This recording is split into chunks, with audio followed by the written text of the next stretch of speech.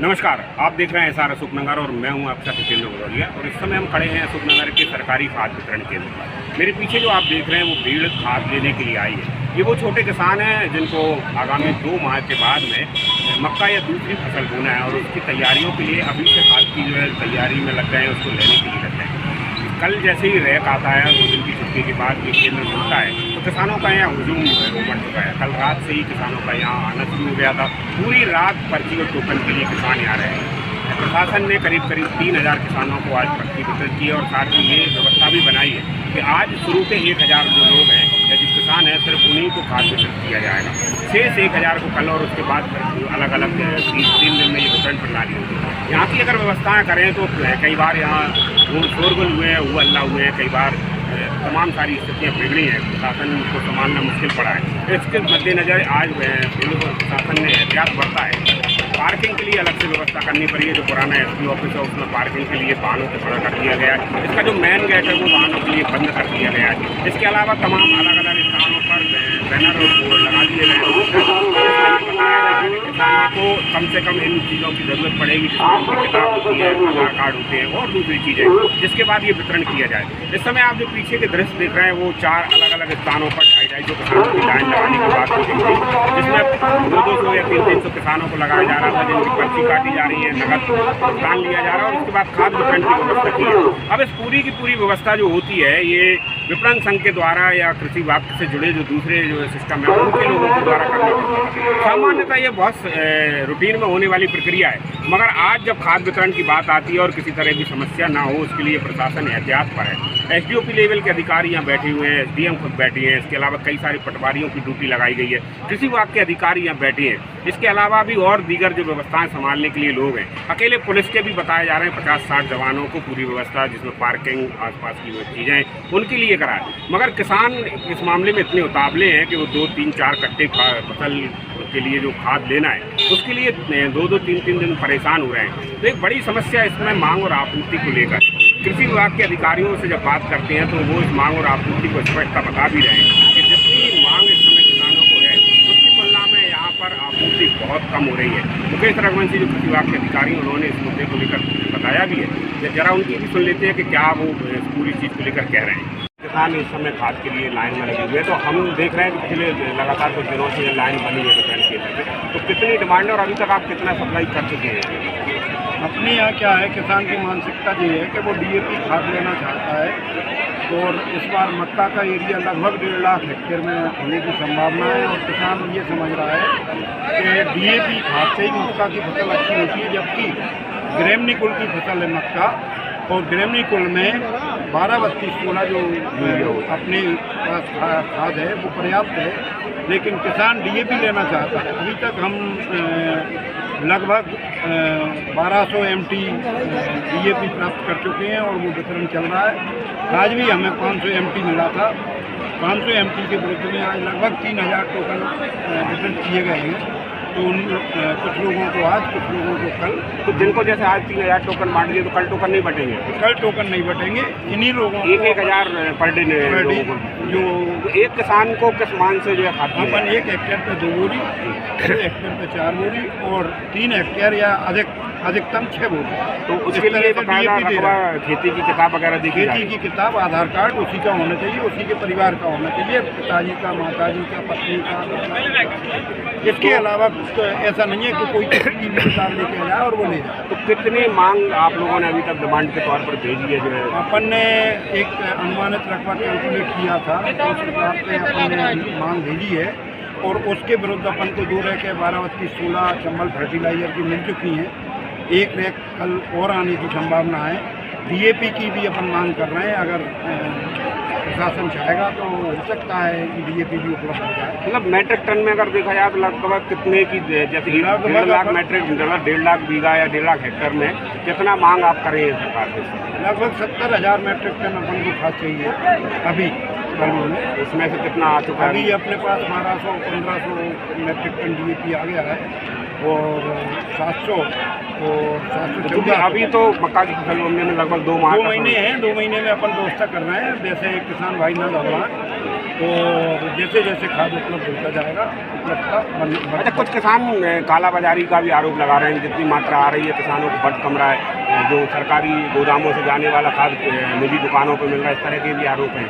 नहीं, अब ये तो ऐसा है कि जैसे मान लो अभी आपने आज 3000 टोकन बांटे हैं, इनमें से कुछ किसान ऐसे भी हो सकते हैं कि उनको खाद की ज़रूरत ना हो और उन्होंने टोकन प्राप्त कर लिया हो।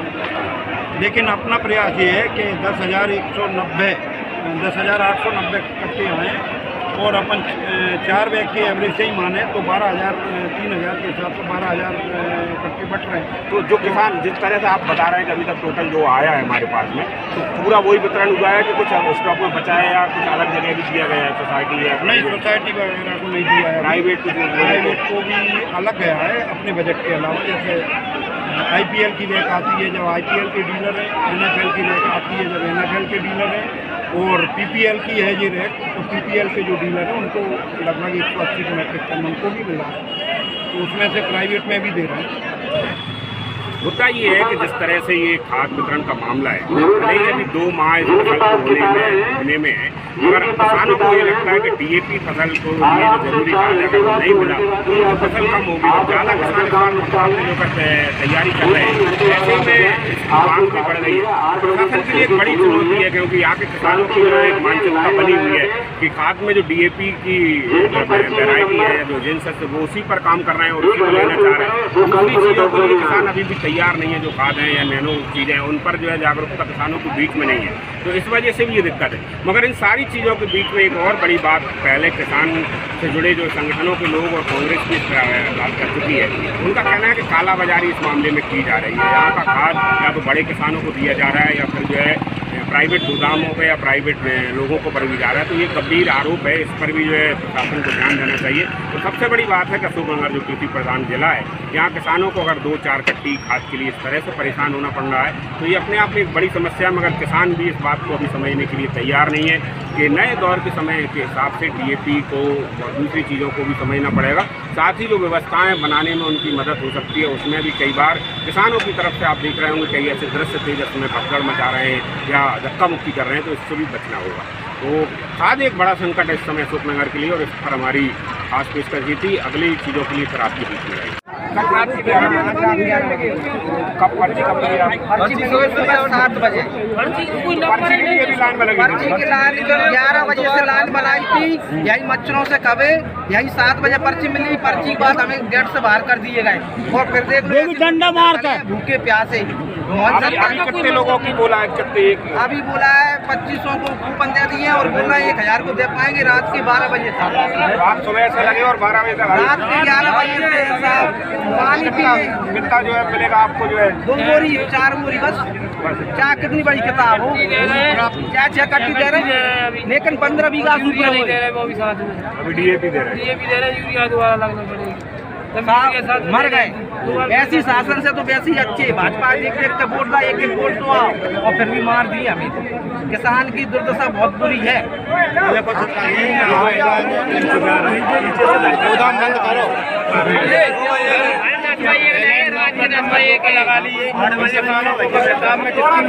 काउंटर नंबर अब बोला लगे टोकन वाले ने काउंटर नंबर टोकन दे रहे हैं और आप लोग इसी लाइन में फिर लग जाओ। अब बताओ टाइम नंबर पे भेज दिया, 3 नंबर पे भेज दिया, हम यहाँ खड़े होकर हटा दिया, 3 नंबर पे भेज दिया, हम यहाँ खड़े होकर हटा दिया। मैं किसान हूँ छोटा सा, मेरे पास 25 बीघा जमीन है, तो मैं क्या सोच रहा हूँ कि आपके हमारी कंट्रोल पे खाद पहुँचने चाहिए हैं, और वहीं तुम बैठा रहो आप तुम्हारा सरकारी पटवारी साहब को, तो 25 बीघा का खाद माने 2 बेर में एक किताब पे ऐसी सील लगाओ, 6 महीना किताब नहीं चलने चाहिए, माने एक किताब साल में 2 बेर ही चलना चाहिए।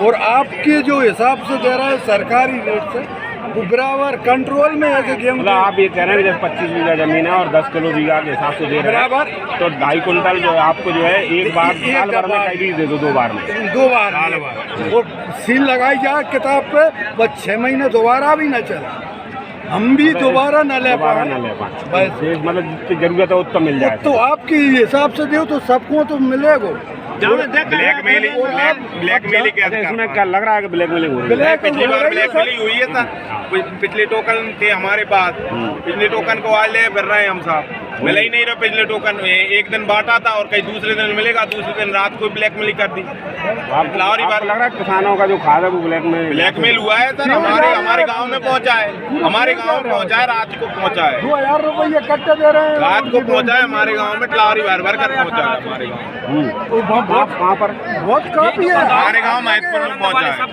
सब तो ये खाद मतलब यहीं से गया वो? हाँ, यहीं से गया है, महतपुर में गया है। आप लोग ये कह रहे हैं कि जो दुकानों पे बिक रहा है वो यही खाद है? हाँ, यही खाद है। और ये फिर कौन कर रहा है ये सब चीजें? अपने अधिकारी कर रहे हैं, अधिकारी आप कर्मचारी